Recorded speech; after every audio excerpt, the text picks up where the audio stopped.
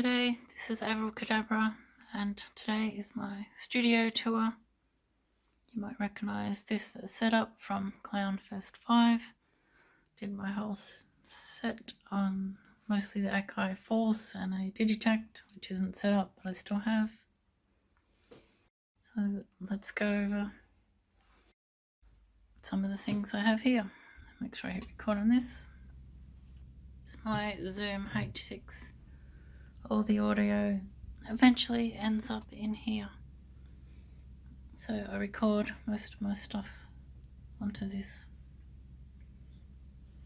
So here we have the beast of an ACI Force, which pretty much controls everything here. We have the TD3, of course. We have a white neutron, a black neutron, the key step. I'm going to play some nice transfer mark. My Strymon pedals, the Zelza phaser and the blue sky reverb. My cheap Behringer mixer. Some weird, these are just brackets for cameras for recording my YouTube stuff. And a Volca, which I don't know why is there. I should sell that.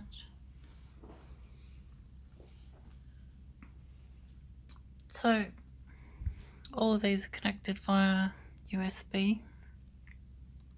They go into this hub, 10-port powered hub. This is my cat, Allison. You being nosy? You're gonna play some trance? This will end well. So all the USB goes into the Force. So all of these devices can talk to each other. So if you want to send from here to this, you can, or you can sequence this. The ACI Force lets you route everything.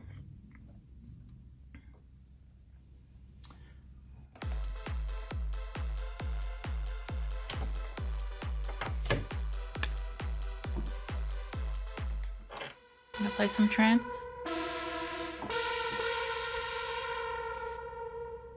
That was pretty terrible. She's distracting me. I'm so leaving that in. Yeah, so all the USB goes into the ACI Force, which you can route anything to anything. All the audio for each synth goes into this Behringer mixer. The outputs of the Behringer mixer, audio outs, go into the ACI Force, which can process the audio or sample it. So I can use effects on any of these through the Force. And then it comes out of the Force into the Zoom H6. I mostly record onto the H6, and then if I really feel like it, I'll run it through Isotope in Ableton.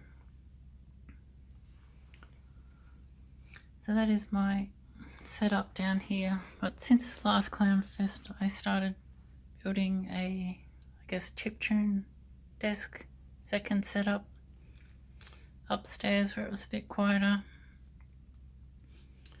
So we will go upstairs and check out that. I might take this key step with me.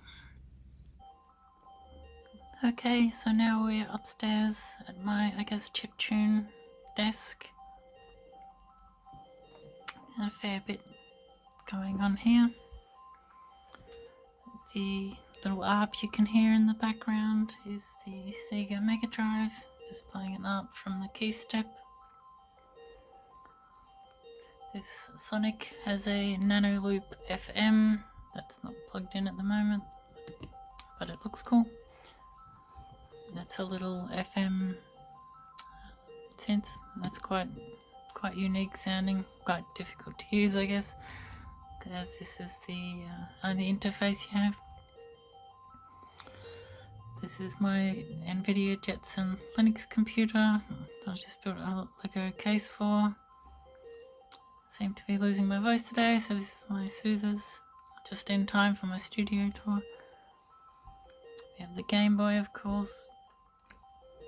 This is a Roland Sound Canvas SC88VL, which is a sound module used in a lot of game design.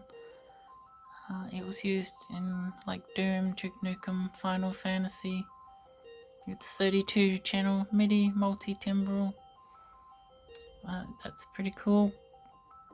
I quite like that. I picked that up secondhand.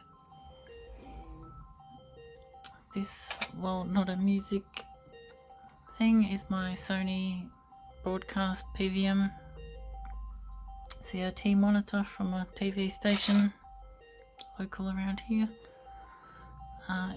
Because I do a lot of YouTube videos, I think it's important to have visually pleasing videos as well as nice music. So I'll be showing graphics and other things on the CRT in my set. Here we just have my SLR camera that I record the videos through, usually either those or the phone, depending. The camera doesn't pick up the CRT so well. In the drawer I have my Super Nintendo and 8-bit warps. MIDI cartridge for this hasn't arrived yet. Let me just stop that. MIDI cartridge for the Super Nintendo hasn't arrived yet, so that will have to wait for another day.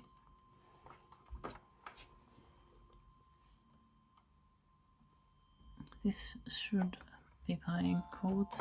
Yep.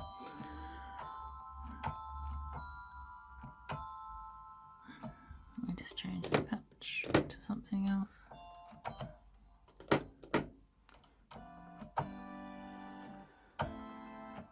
Anyway, that is the Mega Drive. It's running through the MIDI interface on the joystick port. It goes up into this Jam, which saves presets and lets you make your own presets for the knobs and all the switches, or if you want to move stuff on the fly you can. I've been doing a bit of programming on that and making a custom firmware, which has been fun.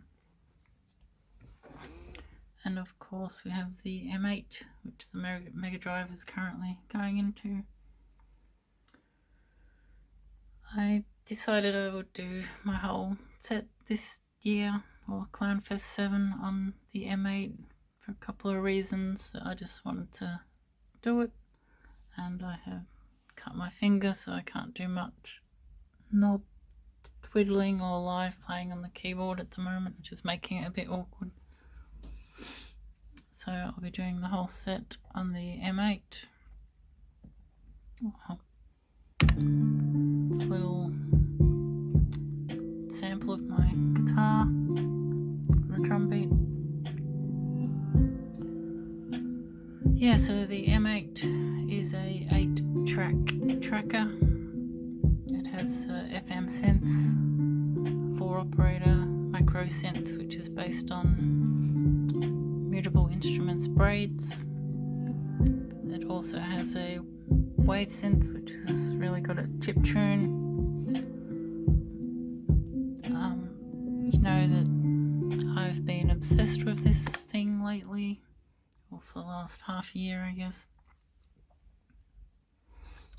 It's pretty much, I don't need any of my other gear really. I can just do everything I need to do on this, and it's tiny, battery operated, even has speakers.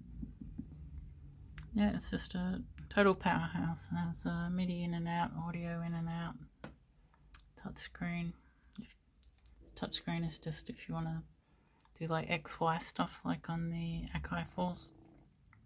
You can map that to whatever you want. And the mechanical key switches. So yeah, I'm totally obsessed with the M8, and yeah, you'll get to see a lot of this in action on my set, which is on day 4. If anyone, oh, that's the other thing. I finally got some monitors. I've got the JBL 305 Mark II. Still saving up for the 10-inch sub for those, but that has made mastering and mixing a lot easier. Got some acoustic treatment down here, which made a bit of difference up here, I should say. So yeah, that is my chiptune desk, which is in motion. Next time I show it, it'll probably look different again. Ideally I'll have a smaller keyboard, the Super Nintendo here, and everything sort of more permanently wired up. Anyway, that is my studio tour, and I'll pass it on to the next clown. Yeah, thanks for joining me, and I hope you enjoy my set, which will be on day 4. Okay, bye.